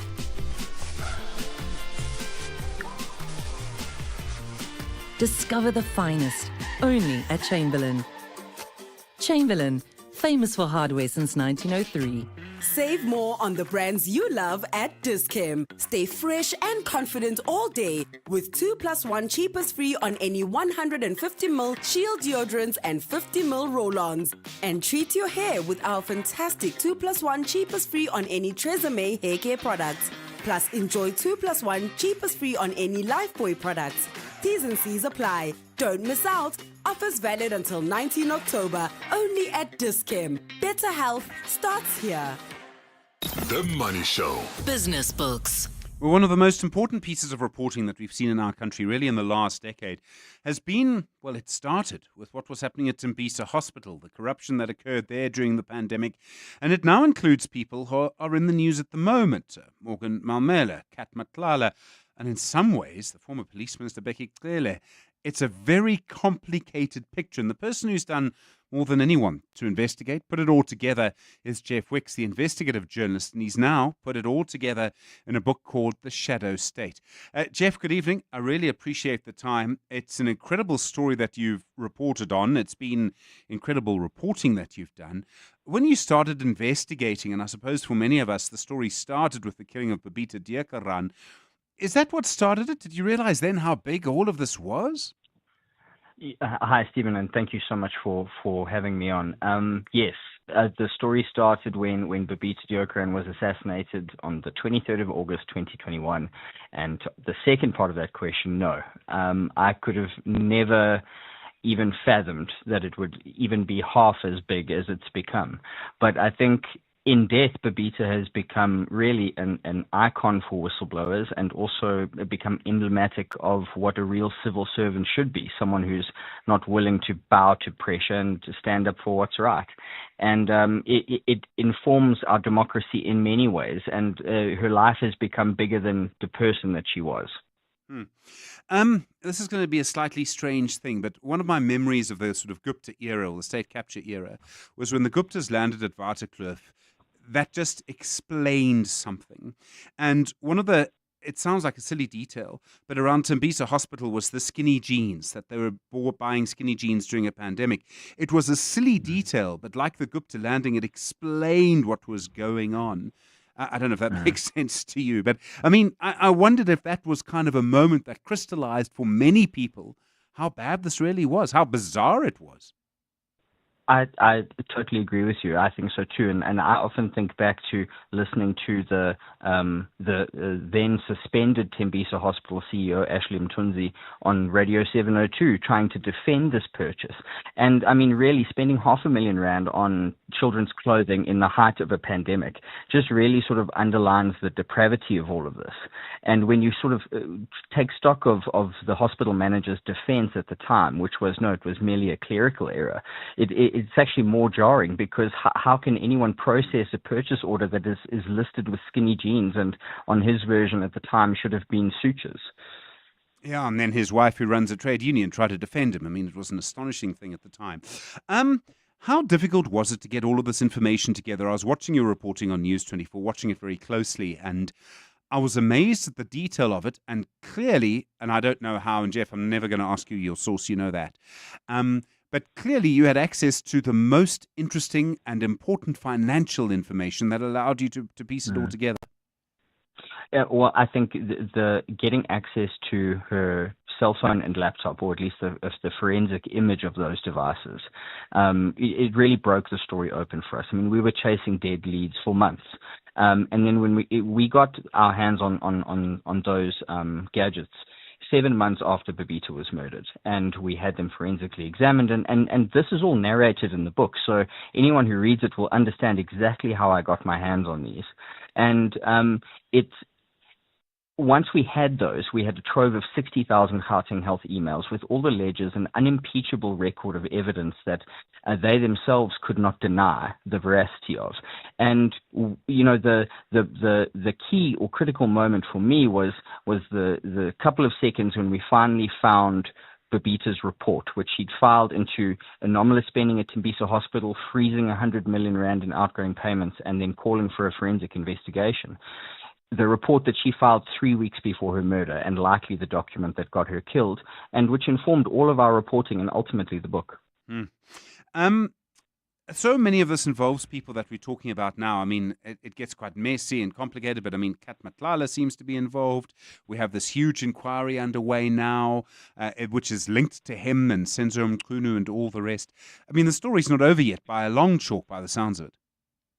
No, I don't think so, and I think not to be overtly biased, but I think the book is recommended reading for anyone who wants to follow this commission, because a lot of the central characters are now being mentioned on a daily basis, if not in every second sentence. Kat Matlala is one of them, and what few people realize is that we would not know who Kat Matlala was had it not been for Babita Deokaran. She was literally the first person to put him on anyone's radar, because he had 3 companies in simultaneous trade with the hospital and was pulling out multi-million rand contracts. He also figured in with a larger syndicate that is responsible for nearly 500 million rands worth of extraction in just under 2 years. So it's important figures which are now dominating our discourse, and Babita was onto them 4 years ago. When you've published all of this over time, and then when you've published the book now, has there been a reaction from anyone? I mean, from the police, the Hawks, the health minister, the people you were reporting on? I mean, has there been any kind of reaction at all? No, nothing.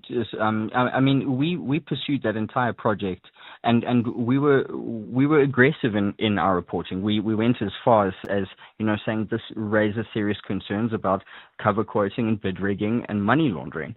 And we never faced any comeback, similarly with the book. And it's almost depressing in a way, because it feels like it kind of just falls by the wayside. I think the most depressing aspect is the reaction of the Hawks, because I set out both on News 24 and now in the book how they completely failed to examine the digital evidence. The same laptop and cell phone that we got our hands on had been left in an evidence store to gather dust for 7 months. So the Hawks were in a darkness of their own making. And I think their silence in response to the book is telling. They've not come out and called me a liar. In fact, they've said nothing, which is quite significant in my view. But it's also 500 million rand of health department money. Dr. Aaron Motsoaledi has said nothing. The minister before him, as far as I know, has said very little. The Gauteng Health MEC has been silent. The Gauteng Premier, Panyaza Lesufi. I mean, and I'm deliberately mentioning him because, he's here, there, and everywhere at the moment. You would think someone would say something. It must be astonishing. Well, the last time we heard from he was just the newly installed Premier Lesufi back then was at the tail end of 2022. So nearly 3 years ago, we heard from him, and that was about the interim findings of the SIU's report. The sitting health MEC is equally absent. She has come to the first couple of annual memorials for Babita Deokaran's death and made a raft of promises, none of which she's kept. So, it does besmirch Babita Deokaran's memory in some way. The people you've reported on, they're still involved in many things now. Have any of them sort of said to you they're not happy with your reporting? And I asked Jeff, out of a sense of sort of solidarity, because more and more we are seeing threats against people's lives. We know what happened to Babita, and you've done more than anyone I know to put all this information in the public domain. Their silence has been somewhat surprising to me, Stephen. I mean, I've not heard from anyone, and we don't beat around or certainly I don't beat around the bush in the book. Call a spade, because that's what Babita found, and that's what this thing is morphed into. But I think it also speaks to just like this patent lack of accountability. It's been more than 4 years since she was murdered. We've not seen a single arrest in terms of corruption at that facility. We've only recently seen assets frozen. So, I mean, it tells you something about the pace that we can investigate complex financial crime. And I think it's really telling that, and I think it gives them locus to just, operate with impunity and just ignore how their public persona is battered, but it doesn't seem to trouble them in any other respect. Jeff, there are very few of us in our profession who are actually able to move the needle, and I can think of maybe one or two people who've ever been able to move it as much as you have. So congratulations on your reporting over the years. It's been incredible. I think a testament to the life of Babita Deokaran, and congratulations on your book. Thank you so much, Stephen. I appreciate it. Jeff Wicks is an investigative journalist. The book is called The Shadow State. As he says, I think if you want to understand what's happening now, the Commission of Inquiry and all the rest, that would probably be the place to start. 28 minutes after 7. The Aubrey Masango Show on 702. Streaming on the Prime Media Plus app. Let's walk the talk. You hadn't forgotten what I look like, had you? No, you should. But you look very refreshed, my friend. You look very. Did you get some sleep? No. I did lots of things, but I didn't sleep. Highlights tonight. What's coming up? The show starts just after 8 p.m. We start with Kinda Mudisha, who's a dental therapist. Now, September is Oral Awareness Month here in South Africa. We're going to be talking about primary teeth, the first teeth of a child. And how to manage oral health in children, specifically children with disabilities. With boys, you know, you're in charge of their teeth until they're 16. I believe They just won't brush them. Man, oh man. And then in the second hour of the show, the big story of the day, of course, Helen Zille named DA's mayoral candidate for Johannesburg. Tara Roos, political analyst and parliamentary correspondent for the Business Day, joins us to have a conversation about that. And then we get to know the South African Human Rights Commission in the third hour of the show. Chris Nissen, chairperson of the South African Human Rights Commission, will be joining us to tell us a little bit more about the work, the mandate of the South African Human Rights Commission. Vuyo Zungula, former ATM leader and member of parliament, will also join in that conversation because he's had some choice words to say about the South African Human Rights Commission. And we're going to see and find out exactly what the discrepancies are in that conversation. And then the final hour is an open line. I'd be interested to see if he shares much tea on what's going on in the ATM. Aubrey Masango from 8 o'clock. Thanks very much. Just gone 7:30. Time for latest Eyewitness News. Zingisa, good evening. We're getting our medium-term budget policy statement in November. Well, Stephen, Parliament says it will only consider the adjustment budget for final approval by the National Assembly in the new year. EWN erroneously reported earlier today that the medium-term budget policy statement will only be tabled by the Finance Minister in 2026. However, Minister Inoko Dongwane is still expected to present the mini-budget to the House on the 12th of November, as previously decided. The National Treasury says it's hard at work conducting the necessary engagements and preparations for the tabling of the mid-year budget. Lindsay Datelinger reports. Last week, Speaker Toko Didiza told the National Assembly's Programme Committee that the legislature did not want to rush or compromise its processes and therefore had proposed to the Finance Minister that the adjustments budget only be adopted in the new year. The National Assembly is due to rise for the end-of-year break on the 12th of December, which would not allow it sufficient time to complete the budgetary cycle. Parliament says the later tabling of the medium-term budget is the knock-on effect of the national budget itself, having been tabled several months later than usual. Speaker Toko Didiza. Circumstances around which we found ourselves in on the first budget this year was extraordinary, and I'm sure we will try and make sure that going forward we do not find ourselves in that situation. The House is expected to adopt the revised fiscal framework on the 27th of November, followed by several of the related money bills in December before the House rises. Lindsay Dentlinger, Eyewitness News, Parliament. The Western Cape Infrastructure Department says it has identified more than 1,800 hectares of land to build affordable homes for residents of the province. This was revealed during a written reply to a DA parliamentary question. The department says this includes 303 hectares of provincial government-owned land and more than 1,500 hectares of national government-owned land. From provincial land, nearly 17,500 housing opportunities have been earmarked in areas such as Blue Downs and Cape Town CBD, among others. The department says it's waiting on national government to release land identified to develop housing in areas including Caledon, Saldanha, Malmesbury and Vredenburg.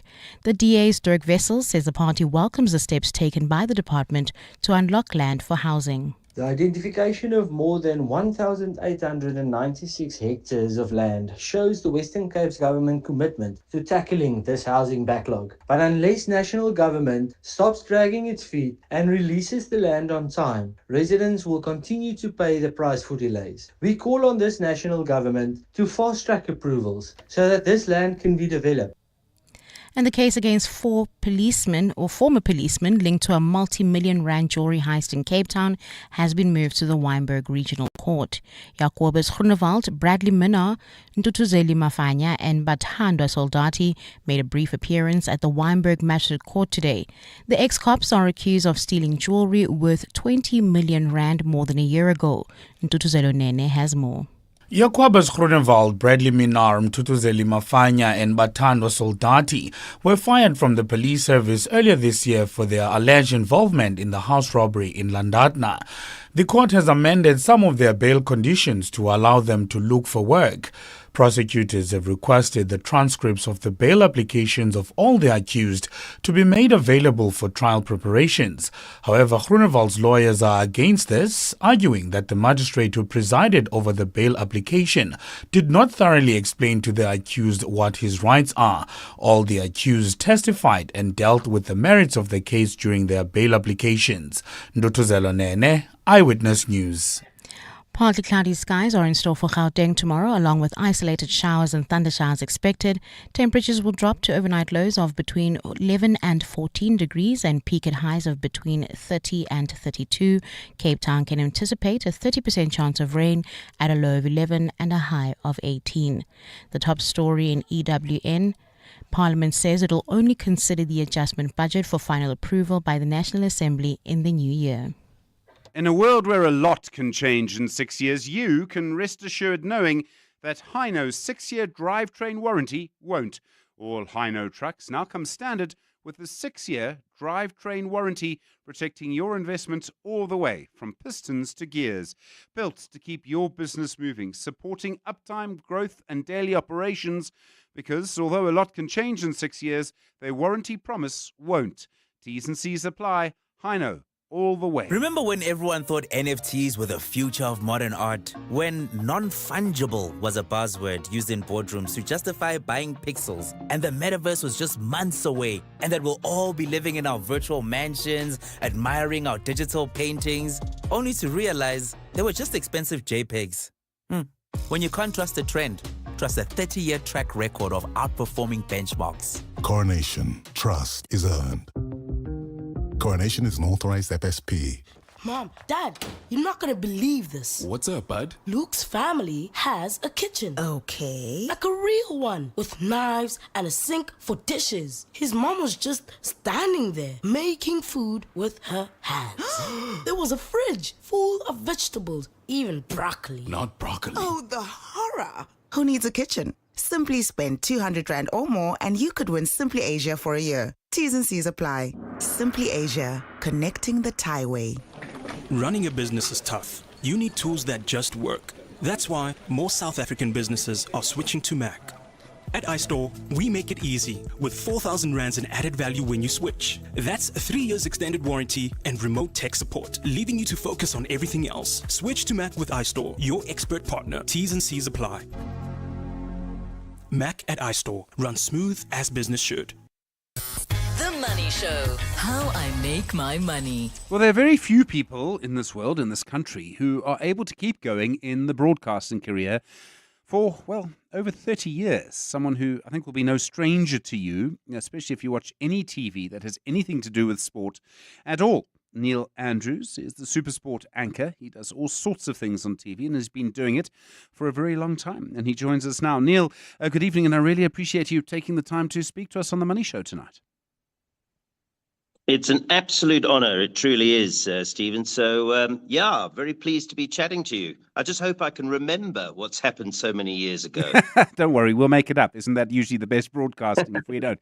I have to start with the obvious question. How did you get into it? And broadcasting is a funny game.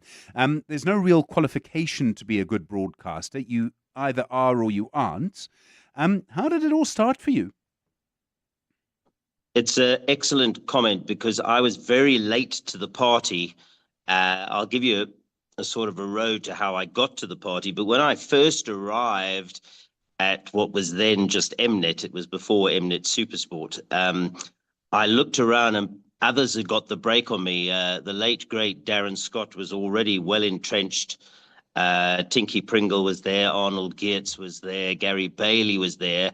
And I was of a similar age, but they had certainly started 3-4 years before me. And in the case of a lot of them, had started in radio through Capital and exposure like that. I had come through an interesting.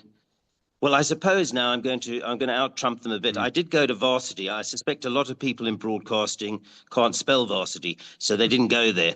But that delayed me. So I went to the university, then I went to the army. So when I finally arrived at Mnet, it was 1991. And I had got experience I was a horse racing commentator. So I got in through the horse racing door because MultiChoice at that stage, it was quite interesting. They had a couple of projects that Koos Becker, who had started Mnet, had a division called Communication Technologies, and he was smart enough, as we now all know, to work out that at some point in time that they'd saturate TV, with decoders. So they had alternative businesses lined up, and one of those was horse racing. Another one was MTN, which was, of course, hugely successful. So that's how I sort of came around the back door. It's a long-winded answer, but that's how it happened. No, but that makes sense. But I mean, I wondered if timing was important. I mean, I know for my own career that what was changing in broadcasting was important to me, because a couple of years after you joined, you went from sort of Mnet and just one sports channel to a whole host of them, and there would have been a lot more work around for you.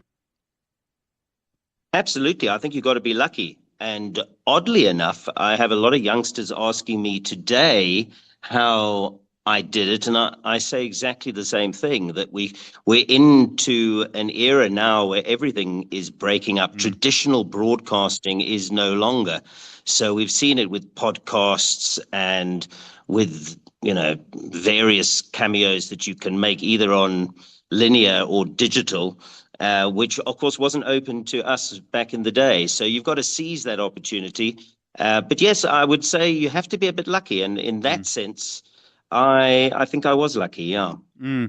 There's something about South African sport. Now, I mean, I was sorry, Neil, but still at school when all of this was happening. I mean, towards the end of it, to be fair. But it seemed to me that a couple of things happened. Yes, people will remember the first couple of matches that the Springboks played again, Bafana. But what really happened was quite often, quite regular international cricket. We were quite good at it. There was a very well-timed for us World Cup in 1992. It was something everybody started to watch. And I had a question. In a way, your job is to tell stories about sport. And I wondered if maybe it helps because South Africa, I think, but I'm asking you, you're more of an expert than I am, if our sporting stories are better than other countries' sporting stories. I would say no. I think that there's stories wherever you dig. If you're prepared to look, there are stories. In a sense, I hear what you're saying, because of South Africa's past, and in particular the apartheid past and the previously disadvantaged, there are some additional stories. But I think you get that anywhere in the world. You get that rags to riches story, And interestingly enough, I was going to say the very first broadcast that really put Supersport on the map were boxing, because we took those great boxings of Hagler and Hearns and our own Brian Mitchell, and we started to broadcast those exclusively. And of course, that is very much a rags to riches story, because obviously not every boxer, but a lot of boxers, come up the tough way, the old Rocky movie style. So there's stories to tell there. But I look around and there's always stories to tell. So we're not exclusive in that department, but I think sport might be, because we love that thrill of the underdog. And it doesn't matter, even in today's modern day, you do get the upsets. You get upsets, whether it be at Wimbledon, whether it be at the Ryder Cup, whether it be rugby, cricket, soccer. There are stories to tell. Netball. So in that sense, I think it's more about being a sport rather than Hollywood movies, which are scripted. You cannot script sport. And I've just seen time and time again, I've been blessed to report and broadcast on events that no one saw the outcome of. I mean, in sort of broadcasting speak, especially for TV, they call it, as you know, the live shared event. That's really the power of it, isn't it? The live shared event. I mean, a cricket test is 5 days of a live shared event. Golf, I mean, the most boring thing known to man, seems to go on forever. Horse racing is quite a short live shared event, but that's the magic of it. And you've been doing it for a long time. Clearly for you, and I can hear the enthusiasm when you talk about it now, but I can hear the enthusiasm when you talk about it on the telly. The enthusiasm for you is still there. Oh, yes. No, I haven't lost any of that passion for it. And it's impossible to lose it, really, because of what I was saying. So coming back, let's use horse racing as one of the reasons why that's always been a great attraction for me, is because every year, whether it be Recording here in South Africa Recording in or progress. in the UK, they're new 3-year-olds. So you get a classic series. So your champions are coming through all the time, and they're new champions. It's the same, of course, with, again, tennis. Over the years, I've seen when Becker took over on Wimbledon Centre Court, then the days of Federer, and now the days of, then we had the days of Nadal, and then Djokovic, and now you've got new champions. So that does happen in sport, but in horse racing, it happens every single year because you get a different 3-year-old champion, and the 3-year-old will come up against the 4-year-old in the Durban July. So it's an ever-changing landscape, and I think that's what attracted me to the sport. I never saw myself in a role as a banker, bless their cotton socks, or an accountant, because it's the same old numbers. So what's attracted me, and particularly my style of broadcasting, is the alternative characters that I can play around with, interview, get on my shows and interact with. And everybody's got a different story. So I think that was my point of difference when I entered into the market. I did bring something which probably wasn't around regularly in sport, which was humor. It wasn't forced humor, but people kept saying to me, when I had that show Super Saturday, the difference was that we never took ourselves too seriously, and we found the enjoyment and entertainment in sport.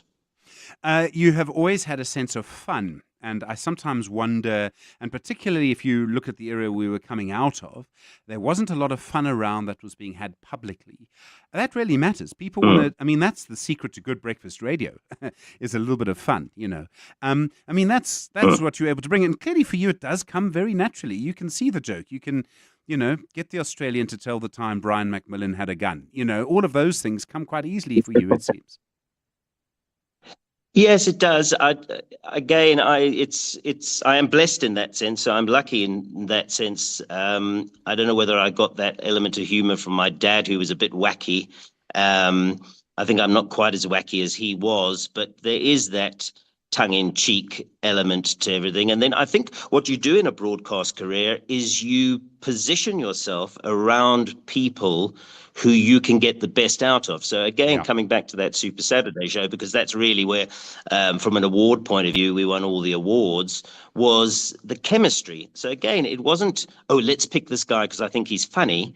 It was just really 4 or 5 mates having a good time and sharing it. So it's almost at times the cameras were, yes, rolling, but even if they hadn't been. In fact, it was quite interesting. I'm slightly off the point here, but we used to, a broadcast time, as you would probably know, Stephen, is at least 90 minutes before you broadcast.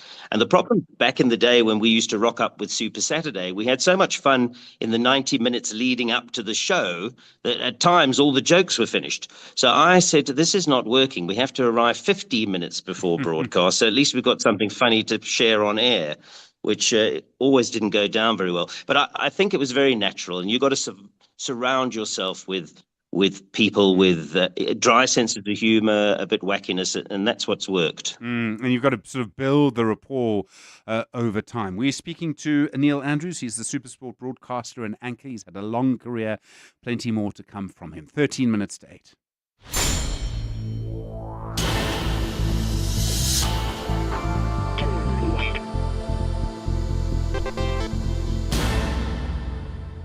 Corporates That Care promotes and encourages corporate leaders and all citizens to walk the talk for a better South Africa. Catch Corporates That Care this Wednesday at 10 to 9, featuring Hollywood Bets. Their brands and communications manager, Devin Heffer, will be in conversation with Bongani Bengwe. Join us every Wednesday as we highlight the efforts of companies and brands dedicated to building our country. Corporates That Care is a Prime Media Cares initiative with 702 and Prime Media Outdoor.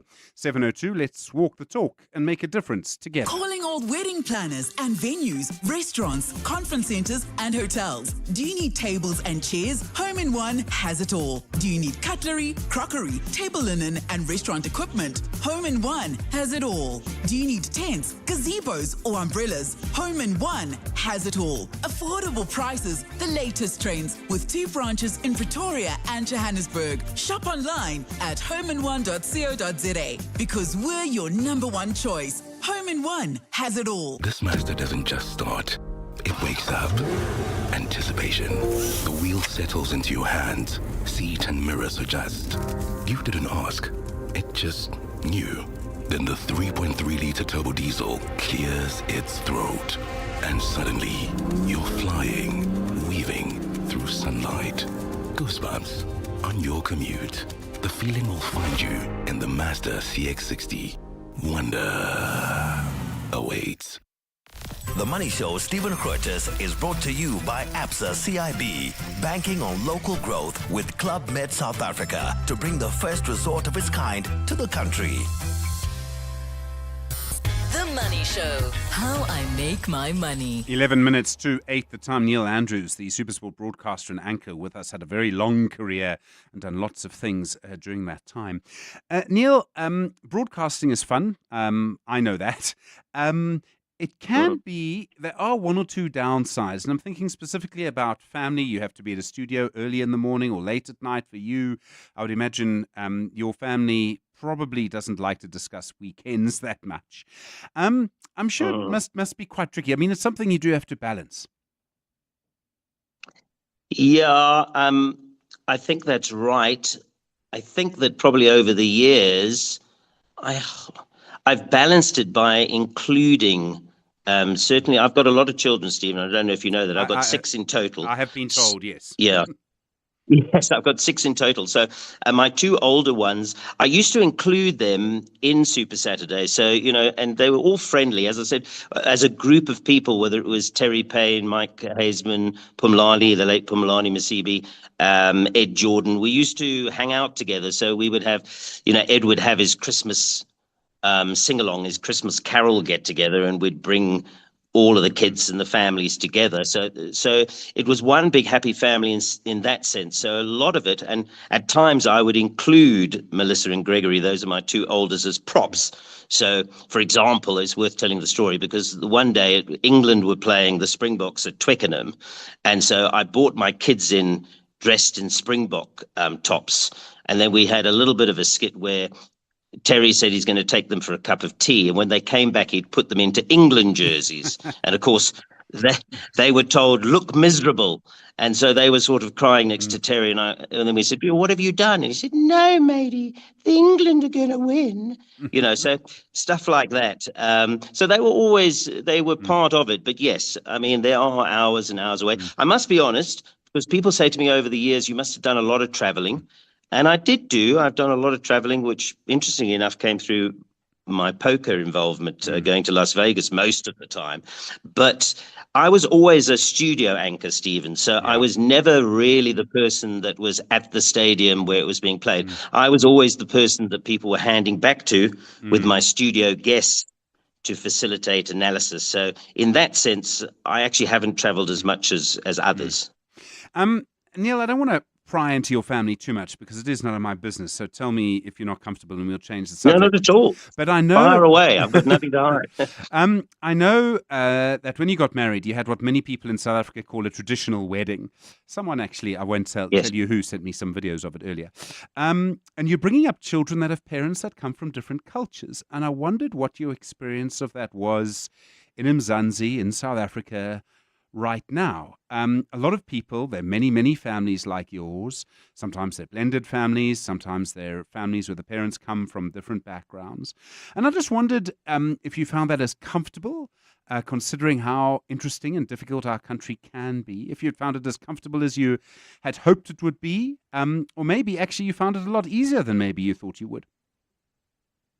I found it exceptionally easy. I'm not so sure I had any expectations because I was just drawn to my wife the day I met her. It was just instantaneous. So I don't think there was an immediate connectivity. So perhaps I should have thought about it, but I didn't.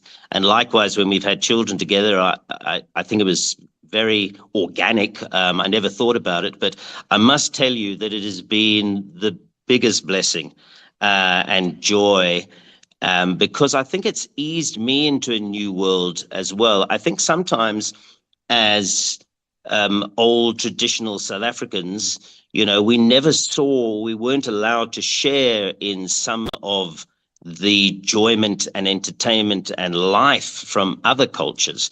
And I've absolutely loved it. So, and dare I say, I seem to be loved by my family. So, Pops, who's my wife's grandfather. I was born on the 16th of July, so my family name is Nkululeko, which is freedom, and it's just fantastic for me to go to family gatherings and for him to welcome me and say, "Hello, my son, Nkululeko." So it's interesting. I mean, this is a broad statement, but I don't think some European families, if I can call them that, actually have that. We seem to live in a little bit more siloed. So that's a very sweeping statement. I'm sure there's some very closely knit families out there. But for me, I can't even express how I've enjoyed it. And and I definitely think I'm parenting better the second time around for various reasons. But I'm blessed whichever way you look at it.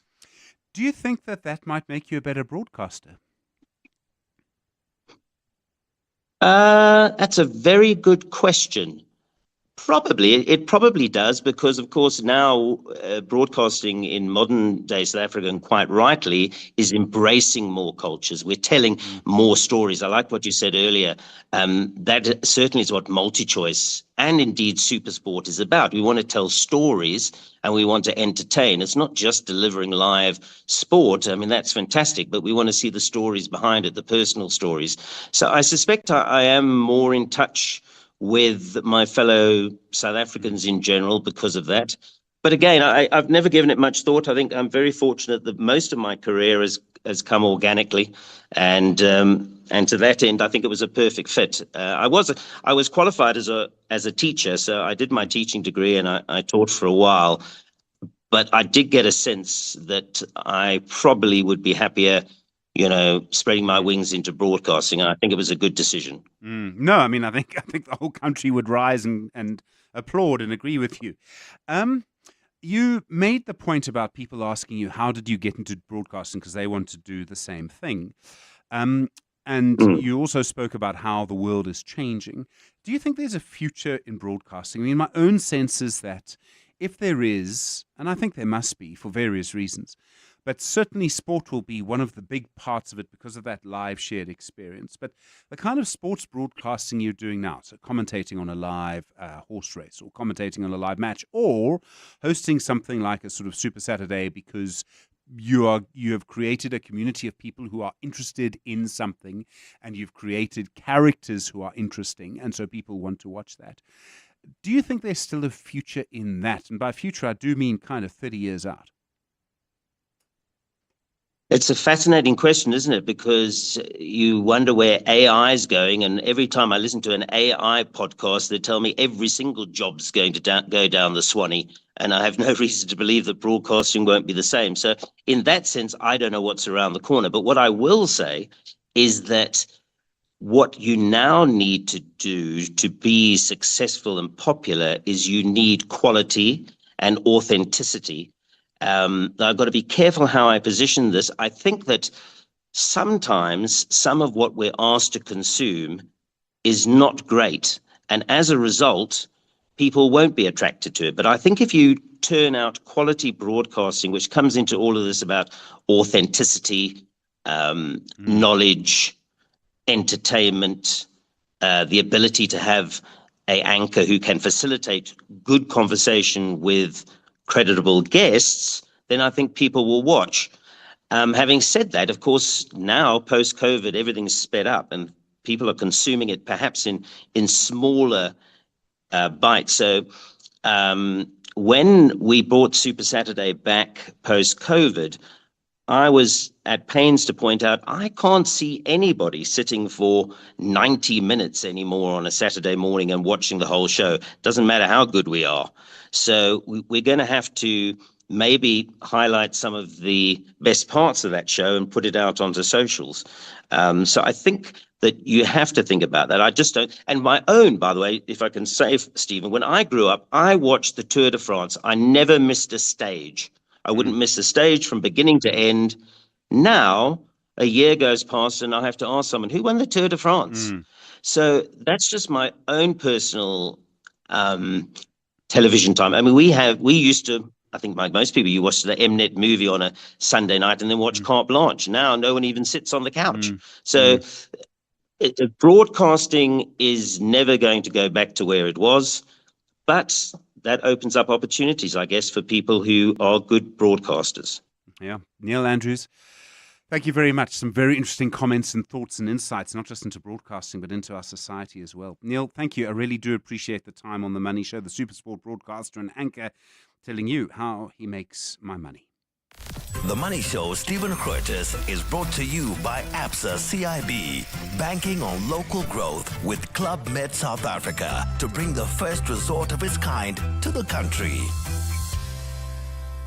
Well, U.S. markets turning positive after a bit of a slow start. The Dow Jones up 0.23%, the Nasdaq up 0.6%, and the S&P 500 up 0.42% at the moment. Plenty to come. Aubrey is next. We'll see you tomorrow. Good evening. It's 8 o'clock.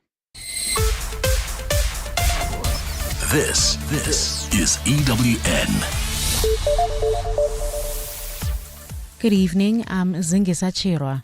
National Police Commissioner Fani Masemula has admitted that he didn't explicitly refuse the instruction to disband the Political Killings Task Team due to the immense pressure from Police Minister Senzo Mchunu. Testifying at the Madlanga Commission